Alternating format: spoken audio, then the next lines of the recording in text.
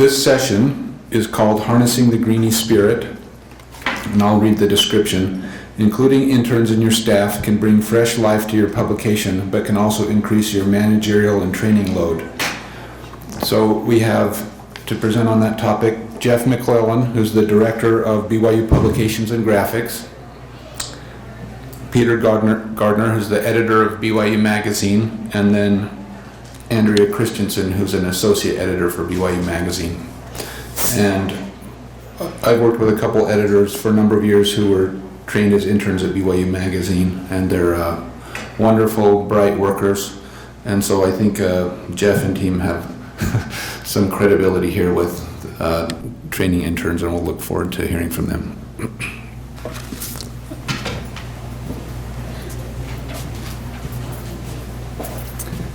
Thank you, Eric, and we're grateful that the three of you chose to come. Four. Out of all the choices, you chose best, so we'll hope to live up to that. Just a point of clarification, BYU Magazine and Publications and Graphics are all the same department, so we're not separate groups, we're all together and we work with the same groups of interns. So we'll be talking about some of the experiences we've had over the years, things that have worked for us, and would love to hear your thoughts as well about your experiences with interns as we go along. I'm going to start off with some of the reasons that we find interns valuable. First of all, I want to confess that I have found, there we go, the Fountain of Youth.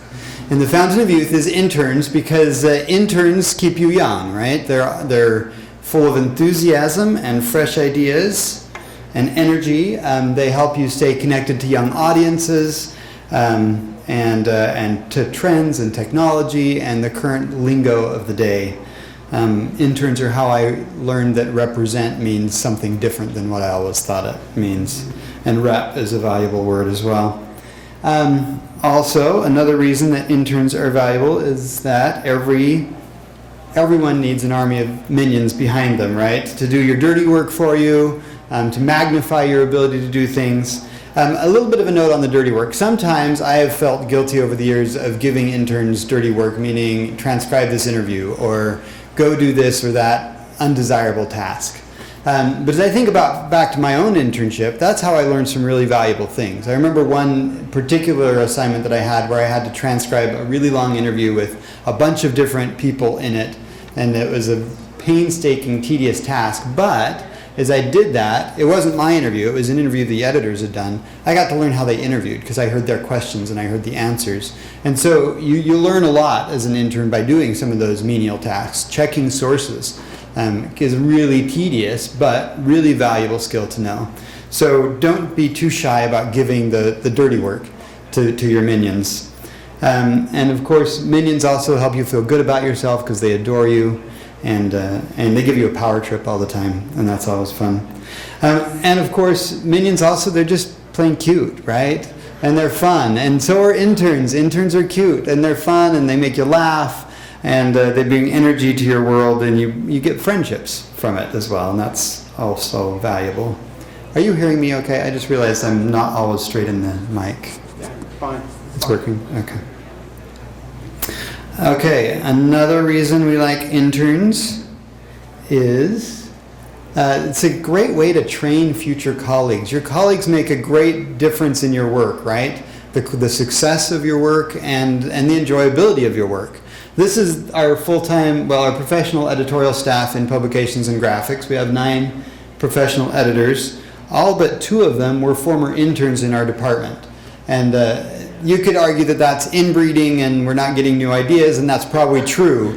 But it's also really valuable for us because all these people we've trained, we've taught them our style, we've taught them how we work, and then we've gotten to know them. And so we get to choose the best of them to come back and work with us. So it's really valuable for us to have an internship program that then feeds into our full-time editor program as well. And all of us, the 3 of us, were all interns, so we've benefited from it as well in that way. Another reason is... Everything is awesome. There we go. Everything is cool when you're part of the team. So you're welcome. That will be in your head the rest of the day. So some interns are just really awesome, right? And they do amazing work. And we've had interns produce national award-winning material for us, really creative things, really diligent work, great ideas, very creative people. And it's fun to work with people like that. They're bright and intelligent in all sorts of wonderful ways. Of course, not all of them are quite so awesome. And that's the challenge that we all face with interns, is you get some really great ones and you get some less great ones. And sometimes it's tempting to just ignore them all because you know you're going to get some that aren't so good. But the promise of the really awesome ones is out there. And hopefully the others you can bring up to be at least passable, right? And we've had really good success. We haven't had very many interns. We've had, Peter was counting up, over 100 interns over the last 25 years. And very few of them, I would say, were really bad. We've had a lot that have been just okay. But we've had a lot that have been really good and some that have been just stellar. And so I think by and large, we've been really lucky to have really good interns. And they're awesome. So that's great. Another thing we like about interns is they bring fresh perspective. I've got a few ideas, but I've been associated with BYU Magazine for 25 years. I've thought a lot about the university. I've been around a lot. And there's always new things going on, so I can still come up with some pretty good ideas. But I've thought through this a lot, and you get new blood in, and they come up with new perspectives. They see it differently than you do. They see things you've missed, or you've forgotten about, or you think, oh yeah, we did that story, but it was 15 years ago, and maybe it's time to revisit the story. And so interns bring up new ways of thinking about things, new ideas, and help keep you thinking fresh as well. We also like, and this is probably, I think for me, one of the most important things about interns is just helping people in their learning process. It's very satisfying to be a part of someone's education. We believe in education. That's why, at least for us, that's why we're here at BYU. We're a part of the learning environment. And that's really valuable for us, and we believe strongly in that. And so to be a part of that for a student is rewarding. It's satisfying. It's impactful in their lives. Anyway, so I think we believe in education. Here's a fun little video clip of Yoda, just to make you think about Yoda.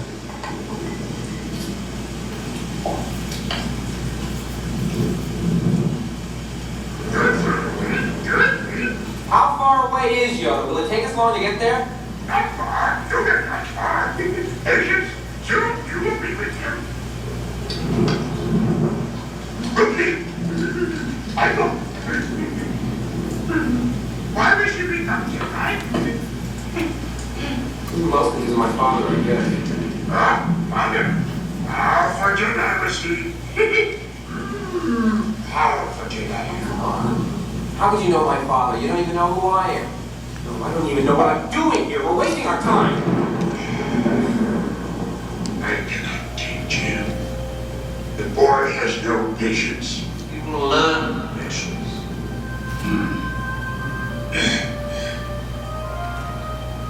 Much anger in him. Like his father. Was I any different when you told me?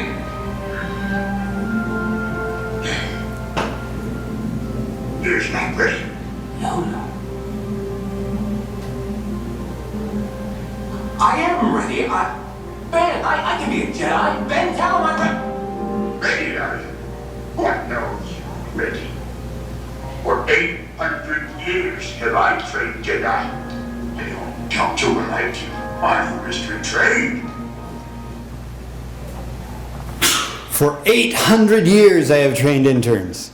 Not really that long. But sometimes we feel like this, right, when we're dealing with interns. Sometimes interns are clueless, as Luke was. Sometimes they're rude. they don't know what's going on. They make mistakes. And sometimes we think, is it really worth the effort to train them? And is this one ready, right? Is this one ready for what I have to give them? And can they become what I want them to be and what I need them to be? But like Yoda and like Obi-Wan, right, we can remember that there is success ahead, that we've trained good people in the past, and we can have hope for the future. And Luke, of course, went on to to bring balance to the force, right? So you can bring balance by training young interns. So remember the lessons of Yoda. At the end there, he says that he will keep his own counsel as to who will be trained. So who is to be trained, and how do you determine who is to be trained? So the hiring process, that's what this point is. A couple of quick thoughts about the hiring process, and especially would love to hear your thoughts here. But of course, hiring is the most important thing you will do ever, because the people you bring in make such a difference in your team and your success. So it's worth the time to do it right. So as you hire, a couple of things to think about. First, how do you find them? How do you find the really good interns? Things that we have found helpful over the years is to have connections with people who can feed interns to you. So we have connections with linguistics professors, and we have connections with employers of other students. We know some of the great areas on campus that train up students well. So those kind of connections can help feed into your system. Get interns to recommend other interns. We have a computer team that's really good that way. Our computer students recommend other computer students, and that's how we get great computer students in our office. And then just make your internship really attractive. Do whatever you can to make your internship the coolest job around, and pay well if you can, or give bylines, give whatever benefits you can that make it really interesting for students so they want to come work there. Build a reputation over time, a culture of that is the great place to have an internship. And then once you find them, then you have to sift through, of course, all the applicants. And these are the basics, right? We all do this, but it's so important to look at writing samples, to study resumes, to look at the pedigree, where have they worked, and what kind of mentors have they had at those places. And then to test well. We give a fairly rigorous editing and writing test. It's got 3 parts, and it takes a few hours, but we really want to know how well can they edit, how well can they write. And that's been really valuable for us. And then interview really well. Be thorough in those interviews and ask as many questions as you can to get to the bottom of who they are and what they can give to you. And then don't do it alone. Get other people in the interview with you. We usually have 2, sometimes 3 people doing the interview, so you've got multiple perspectives on the candidate. Check recommendations, those kind of things, to make sure you really understand this person. Of course, I have not found yet a surefire answer to always hiring the best person. We still get some that we think, oh, they're not quite like what we thought they'd be. But you do your best, and these are things that we have found helpful. Are there other perspectives or strategies you found that are really good in your hiring processes? Yeah, please. One thing that I started doing with interns is bringing them on for a project base first and see how they work with me and how I work with them, and then offering something more long term. And that's been helpful. That doesn't always work, but when I can, that's been the best. It's like a hands-on interview for just a couple weeks. Great. That's a great idea. Good. Other ideas? Okay. Oh, yeah, sorry. Well, this goes along with kind of your building connections. Since we work in the church history department, and so people that do internships over in the church magazines or in the editing, they can only do a 4-month internship, and so that's a really good rule for us to pick from. And you can call over there and they can say, this is the best intern we've had in 2 years. It makes it a lot easier. Yeah, great. Good. Okay. Andrea is going to talk to us now about how you train interns. Or how we train them, I guess. We train, and I'm going to start with a confession. And I hope that I'm not alone here. It's a small group, but as a mother, I'm one who thinks often, okay, I can zip up my 3-year-old's coat in 5 seconds, or I could teach him how to zip up his coat, and that might take 5 periods of 10 minutes each, or a concerted half an hour, or my kindergartner to tie his shoes will do Velcro till he's 12. That's gonna be easier. Or my 9-year-old daughter to clean the toilet and do it right, and then effectively wash her hands afterward and get all the spots, that I can just do it myself, and I can clean the toilet and I'll do it right, and I'll do it in 2 minutes, and it's just so much easier than devoting a half an hour to teaching her how to do it. Not an effective training strategy, I know. So I know, if you can take the time to invest in training, whether it's obviously I'm failing with my children, trying to do better, but I think it's been the same experience that I've had with our interns, that sometimes I think, oh, I do not have the time. We've got a new intern hired on, I'll go through some of the basics really quick, and then I've got to get through these deadlines over the next month, and they're kind of floundering and getting some assignments in the meantime and pumping out work that's not as great as it could be. If I or whoever were to have invested an extra half an hour or hour talking to them about interviewing or about drafting, there would be a lot less back and forth in the, after they've done the initial work, if you can invest in training. So training for me has been, as I've worked with interns, it's been hit and miss. It's something that I know that I can do better on. We're all working on it and talking about ways that we can improve in training our interns. So here are some of the things that we've done, some things that we would like to start doing, and what we found that has worked and what hasn't worked. And like Jeff did, if you guys, I would love to hear any of your thoughts, get any feedback from you on things that have worked as you've trained interns. So we start with 4 grinding hours over the first day or 2 or 3 for our interns of kind of me or whoever is doing the training, talking at them for, just running through a lot of the foundational information that they're going to need. Effectiveness of this, I think a lot of it is information that they do need. Some of our interns have said that this is really helpful. Some, you forget a lot of the stuff. So ideally you can provide them all of the information and then provide them a packet or a website that they can refer to come back to those kinds of things, that information that you're giving them on that first day or 2 or 3. So we start by getting to know them. You've gotten to know them from their applications, from the interview, from whatever interaction you've had till that point. But I think if you're going to have somebody on your staff, you want to take some time to get to know who they are, get acquainted, get some more of their background. If you haven't reviewed their application, review that, talk to them about some of those things that they've done, get some more detail, find out what their aspirations are, where they'd like to be, how they hope this internship will help them get to where they need to be, or if it's just kind of a feeling things out sort of experience. And all of that information can help you, help them, help you to understand what it is they'd like to get out of it, maybe what you can do to help them get to where they need to be. If they're really especially interested in social media, maybe you give them some more opportunities that way. If they're really interested in editing, we try to be aware of those things, what their strengths are, and some of those things are things that you learn as they're going on, but it's good information to have at the outset as well. Just explain different relationships, what they'll be doing, what people around the office do, so they understand, at least initially have an idea.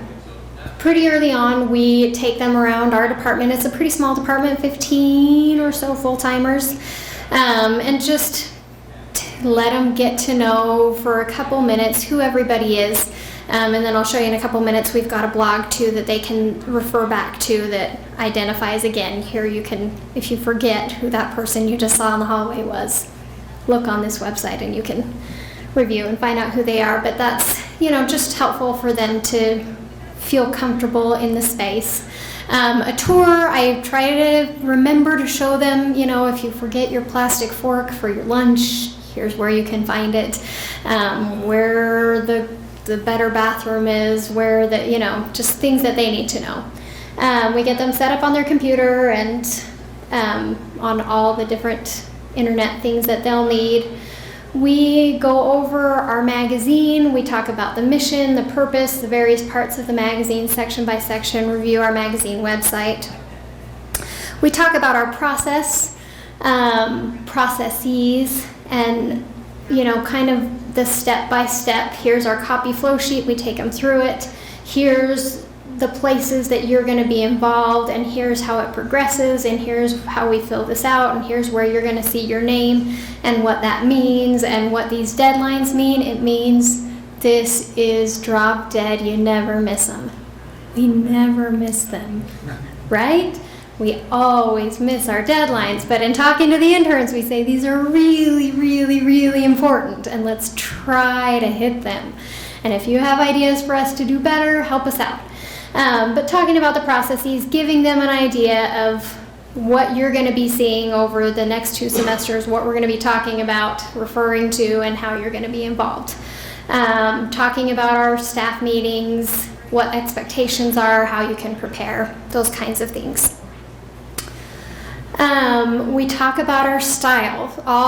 We use a variety of, different sources for our style, and so, primarily we use Chicago. Here are the important things you need to know. Hopefully they've come in with some background, but we also use the BYU style guide. We have a specific BYU magazine style guide. Here are some of the things that are specific to that, unique things that you should be aware of. The church style guide, the BYU greater community style guide, review some of those things that they're going to need to know, give them the resources, the web links, the packets, the books, whatever, and let them know what they need to be aware of, what they should be studying up on. One thing that we haven't done that we've talked about, at least I haven't done it, I don't know if it has been done in the past, but we've talked about doing this in our hiring process. Like Jeff mentioned, we do give our interns an editing and writing and proofreading test. We score it, we consider that in deciding who we're going to invite for interviews, and then beyond that, who we're going to hire generally. But I haven't, again. I don't know if it's been done in the past, not really. Haven't really taken the time to, once they're hired, pull that back out and say, here's your test, here's what you did really well on. And there usually are some pretty, so-and-so scored amazingly high in the substantive feedback on the editing. On this proofreading, it wasn't so great, or they nailed the proofreading, but it was very little substantive feedback. Or on the writing portion of the test, they got all the key information in there, but it wasn't really structured in a very powerful way. And I think offering that feedback early on, taking the time to do that, again, not something that I've been good at, but I think that investing that time to go through that with them is helpful to know what they can work on, because we do have interns who come in with different strengths. And we sometimes kind of assume that they're all going to be on the same playing field with all of these different categories of things that we're going to be expecting them to do. But that's rare. Some are better editors, some are better writers, some are fantastic at proofing, some are amazing at, the short, punchy social media posts, but not so much at a longer article. And if you can identify some of those things early on and offer training on the areas that they can improve on, then that's great. I think giving assignments early on is great. And that's, again, something that I've struggled with recently. We had a new intern start just about a month ago, right as all of our deadlines for the magazine for our fall issue were pressing. So she came in the first day, and I talked at her for 2.5 hours, and I said, let's talk again soon. In the meantime, just read a lot. Let me know if you have any questions, and we'll talk more soon. But haven't invested that time even to come up with really meaningful assignments. And everybody from the department can give assignments, but not necessarily the kind that she was hoping for, not a lot of substantive writing. So I think all of our interns, we give just some initial general assignments to, review these style guides, review all of our past issues or from the last year or two of the magazine to get a feel for our voice, for the kinds of stories that we cover, for the kinds of stories that we've already covered recently, for what's covered where in the magazine. So that's just valuable. And then other assignments as they're available. Some of our interns come in at just the right time where we can give them a story, dive right in and start doing an interview, and I think that gets them excited. They're invested early on. They feel like they're contributing, and I think that's helpful rather than having them kind of flounder and wonder, what should I be doing, or this isn't really what I expected. So if you can get them going on assignments early on, that's great. So that's, the first day, 2-3 week for us. And then ideally we have ongoing training as assignments come up. We talk about them being our eyes and ears on campus, helping us find stories. So how do you do that? We give them some guidelines on interviewing, writing, editing, and proofreading. Expectations, are some things that we've found to be helpful in all of these areas. Just, okay, you're about to go do your first interview. Here's some good things to be aware of. Maybe run your questions by me and we can talk about them and I can give you feedback, and that can just be a helpful process. And then ongoing as well, it is an editorial internship. So they do a lot of editing, and when they write, they get edited a lot. And we try to prepare them for this, and I think some of them are still taken aback that our process is long and drawn out and very thorough, and you're not going to turn something in and we're going to change 2 commas and then you're going to be done. No, you're going to go back and forth on multiple drafts with the editor over that assignment. Once the editor's pretty comfortable with it, they'll give it out to 2 additional editors for more edits, more feedback. So there's going to be a whole lot of back and forth. So this is just one example on a story from our spring issue. Harold B. Lee Library has a fantastic social media presence. It's hilarious. Even if you don't care anything about BYU's library, follow them. Follow him, follow it. He's really funny, and we thought it would be great to do a story on the library, so we had an intern write a story about the library's social media presence. You can see draft 1, initial feedback from me. We usually do this, we handwrite most of our edits, but this one happened to be an electronic feedback, just a handful of changes, lots and lots of comments.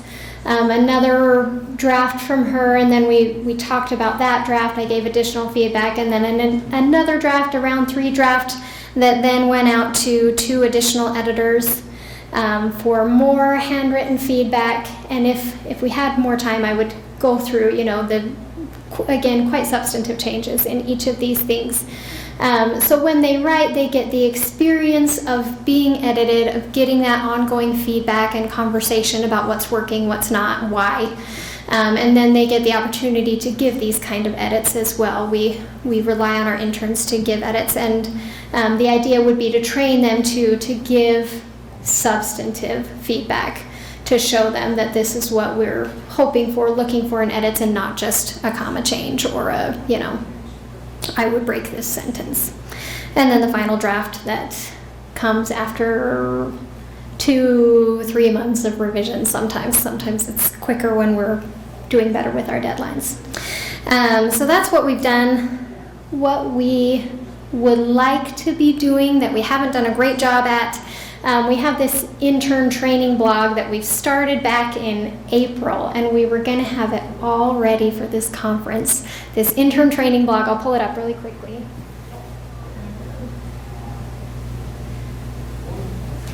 But the idea is to have, again, a lot of these resources that we kind of throw at them, overwhelm them, inundate them with on the first day or 2 or 3.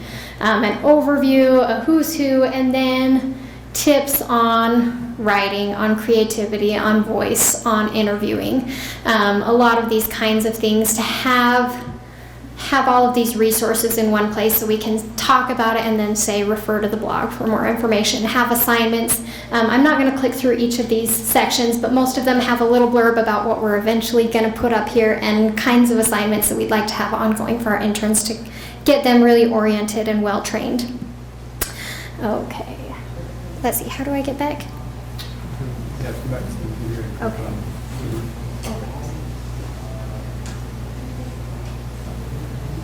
Okay, so I've asked interns from the past and our current interns things that they liked, that they received from their some of their training. Just a couple thoughts. I loved knowing why you hired me. It gave me more confidence in starting out. That's something we try to do in getting acquainted, is to say, in your application, in your test, here are some things that really stood out. We were so impressed by, these thoughts that you brought up in the interview. We were really impressed with your social media experience. You're so witty in, the way you do this, or, fantastic proofer. So way to go. We're really looking forward to using your skills in that way. Loved going around and meeting the people in the office. The intro packet was pretty useful, especially the mission and strategy and review process pages. I referred to it several times to become more familiar with the brand and my place in it. Talking through the magazine's process and how the spreadsheets worked was helpful. Reading the style guide and being familiar with the voice of the magazine were essential at the beginning.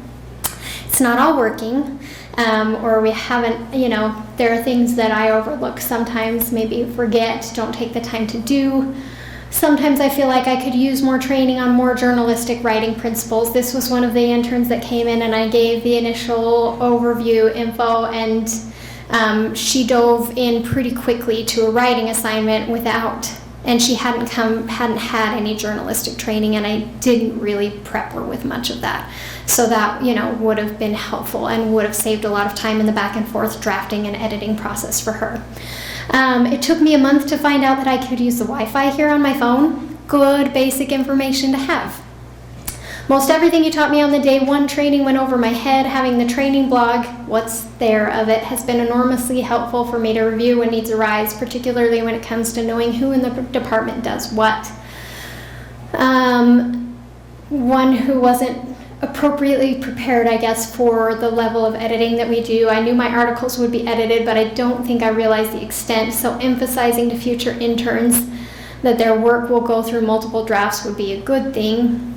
And then the small stuff, remember to give them the info that's just helpful to be oriented to the place. Silly things I wish I knew were that you don't have to clock out for lunch. You can heat something up in the microwave and then just work through lunch.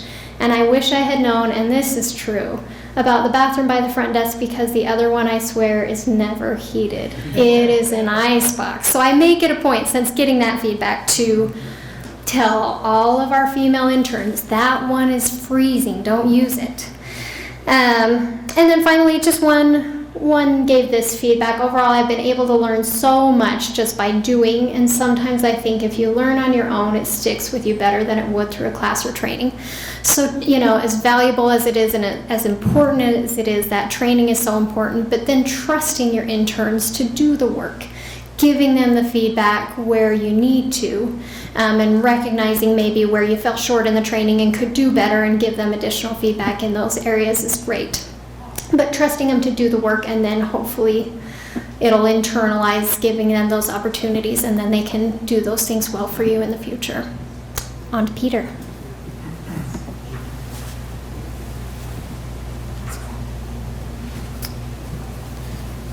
Thank you for coming, especially since there aren't many of you. I appreciate you all the more. Thank you. So Jeff mentioned that we've had a lot of interns over the years, and in fact, I counted, and it's 118 interns that we've had since about 1993 or 2 or somewhere back in there. Jeff is number 4, I'm number 16, and Andrea is number 42 of our 118 interns. So it's a pretty extensive ongoing program, and I am convinced that I was the least well-prepared intern, literally like the 118th in terms of preparation to become an editor in the real editing world. And it's not false modesty, I just really didn't have much background. I was a pre-med student when I was in college, and had thought I would do that, and then felt some promptings not to do that. And so I was taking English classes and wanted to get paid for that someday. And so I thought, what can I do? And I was looking at editing, and anyway, I stumbled upon this internship. I stumbled upon the magazine. I didn't even know there was a magazine. And then I thought, I wonder if they hire students. And sure enough, there was an internship, and they were going to be hiring soon. I emailed Jeff, and he gave me some information and said, yeah, I'd come, submit an application, have an interview. And I remember it said that familiarity with Chicago and AP styles would be helpful. And I thought, okay, I took a class that involves Chicago, I know what that is, but AP, wasn't sure. So I went to the bookstore, and I went to the style guide section, and I went through all the books, and I found APA. I thought, that must be it. So I bought an APA style guide, and it wasn't that helpful, actually, to understand the American Psychology Association style. But so anyway, I was clueless, really clueless. And I had this, by some miracle, I got the job, and I had this expectation and almost deep down kind of a hope that I would be given really easy tasks to perform, And one thing that I remember was an early task. I was given the responsibility of compiling a calendar. I thought, I can do that. That's totally something that I'm the right sort of guy to do. But it didn't stay at that level. And pretty quickly I found that I was being asked to do things that really made me a little bit nervous. That this is a publication that was going to be seen by, go out to about 200,000 households. And, I thought, I am not prepared to be that person. As I've thought about that experience and what made it such a good editing or internship experience for me, I've been reminded over the years of a talk that President Hinckley gave, and you'll all remember this. But President Hinckley said when someone becomes a convert or a new member to the church, they need 3 things. Quick, what are those 3 things that people need? They need a friend? Yes. So a friend, a responsibility, and to be nourished or nurtured by the good word of God. And I don't know, we didn't talk about the good word of God that much, but I needed nourishing. I needed to be trained up in the ways of being an editor. And I remember a lot like what Andrea just explained, that there was a lot of intentional training, that it wasn't just, you'll figure it out. But I remember Jeff and Mary Lynn, the various editors I worked for, coming to me and sitting down and going through things and really not being daunted by my lack of understanding, but saying, I can teach you, I can help you learn these things. And I thought it showed a lot of faith and confidence in my ability to grow up. So I definitely got that in spades. I needed a friend. So I was new to this place. I was very much out of my comfort zone. I didn't know anybody here, and I felt a little bit overwhelmed. But very quickly, whether I deserved it or not, I was put on a par with everybody else. When we were in staff meetings, I didn't sit away from the table at the back. I was there in the circle. My opinions were asked, even though I'm sure they understood that my opinions weren't very well informed at that point. They wanted to know what I thought about things. And to my surprise, often we would make a decision and my thinking or opinions would have helped shape that destination that we arrived at. It always surprised me. And then they were just friends. They were kind to me. They knew about my life. They cared about my life. We went to lunch. We laughed about things. We just had a good time together. And then the third thing, before I talk about the third part, and that's a responsibility, I want to share just briefly an object lesson that was shared. Does anybody here work at BYU among you? Okay, Devin does. There was a forum address given, I don't know, in the last year by a woman named Liz Wiseman, who's this business guru, and she came and she talked about leadership and about training new people in one portion of it. And she had this metaphor where she said the leader, she had someone actually come up and do this. The leader was holding one end of a rubber band, and then she, representing the learner, was holding the other end of the rubber band.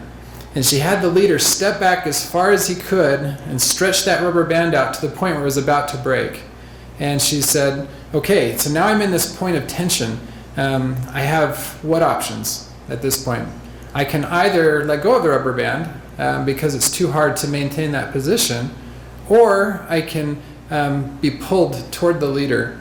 I can progress. I can take away the tension by changing where I'm at and becoming somebody different. And then she said, and what does a good leader do at that point? Once the stress has gone the rubber band, the good leader takes another step back. And so then the tension rises again, and that learner is put in a position where they can either suffer through the tension, or they can step forward and become something more. That's exactly what I found my experience was like as an intern, that really quickly, before I was ready for it for sure, Jeff or Mary Lynn came to me and said, we've got a story for you to write. We want you to go out and do some research about this archaeology dig, or a super aspirin that was being developed, or whatever. There were these stories, and I thought, gosh, I've never interviewed anybody. I've never done anything like this before, and I'm going to send this out to 200,000 households? No way. But they gave me the help that I needed to be able to do that. And before long, I had developed enough competence that I could do that pretty well. And then I had an opportunity to do something that was further outside my comfort zone. That was to write a personal essay about some construction on campus. But it was a piece that had a lot of voice in it and was a lot more creative and really fun to write, really scary to put out in front of people, but they gave me the confidence and help to make that succeed. And then I remember soon after that, or about the same time maybe, I had this little news story I was writing about a professor, Don Norton, some of you may know Don, who had a oral history project he was doing with veterans of World War II. And anyway, I was doing this short news story, and Jeff came to me and said, you know what? I think this could be an awesome feature article. And that just blew me away. I thought, how in the world could someone who knew nothing at all about editing or about this kind of work go from that to being able to write a feature article for a magazine that's going to be seen by a lot of people. But there I was able to do that and had that great experience. I think a couple of thoughts about that process for me. There was, I think Brad Wilcox said this morning in the opening session, there was real power in the fact that I wasn't just doing an assignment. This was real. The stakes were there. They were real stakes. I could, improve my reputation in this field, or I could really hurt it through this process. I knew that what I was doing made a difference, and so I invested a lot of time and energy in learning, and I was more motivated to be a good intern for them. I think also for me, it seemed that this realm that we're in or would like to be in, writing and publishing and putting forward a voice, seemed like a very exclusive realm. Certain people are able to crack through and be in it, and other people, have to struggle on the outside or put in so much time and effort. And this internship provided an opportunity where someone who just had a lot of desire but no real talent or no real background could be given a chance. There was real risks, I think, on the part of the editorial staff to take me on, or any of the interns that we take on. There's risks of time, of performance, of all of these things. But the potential gains for the publication, and especially for the individual, are so great that it's really a worthwhile endeavor to be part of. So I would encourage you, I don't know where you work or what you do, but you'll have opportunities to reach out to people who are wanting to be part of what you're part of, and not prepared to do that, but have great potential to do that. And just to give my testimonial of that, it meant everything to me, and I felt so fortunate that someone took a risk on me early on and then helped me get to where I needed to be. I think that's all that we have. We would love to talk about any questions or thoughts that you have. Yeah, please. So you're free to talk about them as interns and not employees. Does that mean they're unpaid? Is there a stipend? Is there a payment? Good question. We pay our interns. Because it's a BYU, there's sort of an academic aspect to it. It's not actually an internship program that we coordinate with the different departments on campus, but we call it that. We like to think of it as a learning experience. Some people don't pay interns.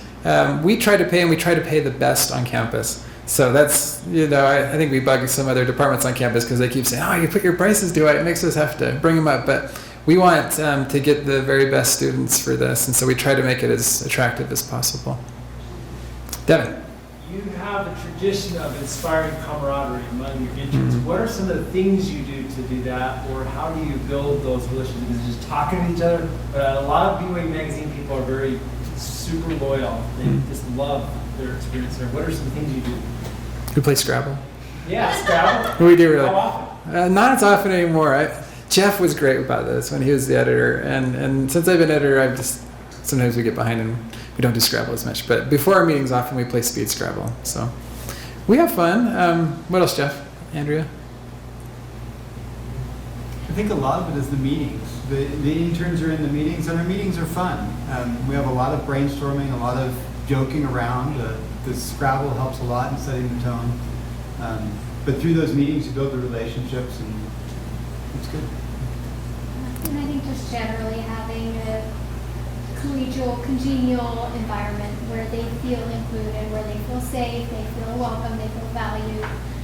Checking in with them personally, like Peter said, or Jeff, we know who they are, we care about how they're doing, and hopefully they can feel that, and that we value their work. I think in our department in particular, we had a director who preceded Jeff, and Jeff's carried on this tradition well, but he was this Norm Dreas, for those who know him, but he's this amazing person in so many ways, and he was so smart and so erudite in so many ways, and yet so down to earth, and he knew everybody and knew details about their lives and would quiz them on poetry in the hallway, and he was just this awesome guy, and he created an environment in the department where there is a lot of mutual trust and respect, and that goes between designers and editors, but also between age levels, that there's no real sense of verticality. It's a very horizontal organization. Everyone has access to everyone, and some internships aren't like that, where you really are stuck in a closet and asked just to do your thing and not bug people, and that's not ours at all. Were you raising your hand a minute ago? I had one other question. Yeah. I assume that your interns go with this semester in your case, or do you keep them for the whole year? How does that work? So we've typically shot for a 2-semester minimum, and that has largely to do with the publication cycle. If they're there for just a semester, they may only really get through one or only get part of one cycle because we're on a quarterly cycle. So they might not get to see an issue all the way through. The other thing is that just by the time we've trained them, they're ready to leave. And so if we can get them for 2 semesters, that allows them to be a little bit more productive for us. We've had a few cases, as with graduate students, where they've been able to stay for a long time, and that can be a blessing and a curse. If it's someone that isn't such a great intern, then you kind of have to fire them to get them to go away.